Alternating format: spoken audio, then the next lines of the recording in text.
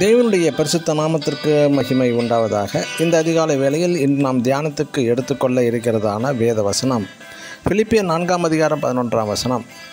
நான் எந்த நிலைமையில் இருந்தாலும் மன ரம்மியமாக இருக்க கற்றுக்கொண்டேன். ஆமேன். அப்போஸ்தலனாகிய பவுலும் தீமோத்தேயும் பிலிப்பி பட்டணத்து பரிசுத்தவான்களுக்கு எழுதும்போது தங்களையே உதாரணமாக குறிப்பிடுகின்றார்கள். அதாவது, இன்று நாம் நினைத்தபடியே எல்லாம் நடந்து கொண்டிருக்கிறது, நான் நினைத்தபடி அல்ல, வேறு விதமாக நடக்கிறது என்று சிலர் புலம்புவார்கள்.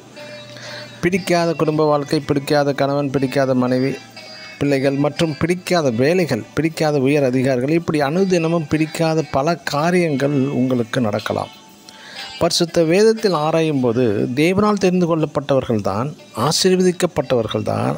ஆனால் அனைவரின் வாழ்க்கை முறையும் ஒரே மாதிரி இல்லாமல் வித்தியாசமாக இருந்துள்ளது ஏன்? உதாரணமாக, ஆபிரகாமை செல்வ சீமானாக வாழ வைத்த தேவன் புதிய ஏற்பாட்டில் பரிசுத்த பவுலை சாதாரண கஷ்டத்தின் சூழ்நிலையில்தான் வாழ வைத்தார்.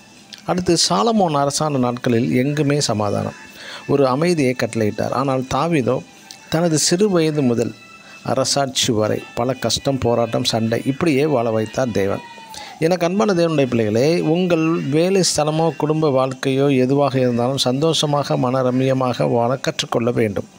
இன்று அநேக கிறிஸ்தவர்கள் இந்த சபை போனால் வீடு, கார், நல்ல வேலை தருகிறார் என்று சபை மாற்றி போவார்கள்.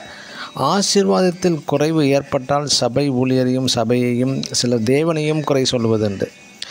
இங்கே ஆபகுக் தீர்க்கதரிசி சொல்லுகிறார் 3:17-18 அத்திமரம் துளிர் விடாமல் போனாலும், திராட்சை செடிகளின் பழம் இல்லாமல் உண்டாகாமற் போனாலும், வயல்களில் தானியத்தை விளைவியாமற் போனாலும், இக்கிடையில் ஆட்டு மந்தைகள் முதலற்று போனாலும், நான் கர்த்தருக்குள் மகிழ்ச்சியாக இருப்பேன் என்று என் இரட்சிப்பின் தேவனுக்குள் களிகூறுவேன். ரிஜாய்ஸ் இன் தி லார்ட் என்கிறார்.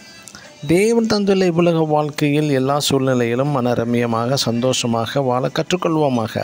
இதே பரிசுத்த பவுல், நான் எந்த நிலைமையில் மனரம்மியமாக வாழ கற்றுக்கொண்டேன் என்று அடுத்த வசனத்தில் வாழ்ந்திருக்கவும் தாழ்ந்திருக்கவும் கற்றுக்கொண்டேன் என்கிறார் ஒரு தேவ மனிதர். ஆமேன்.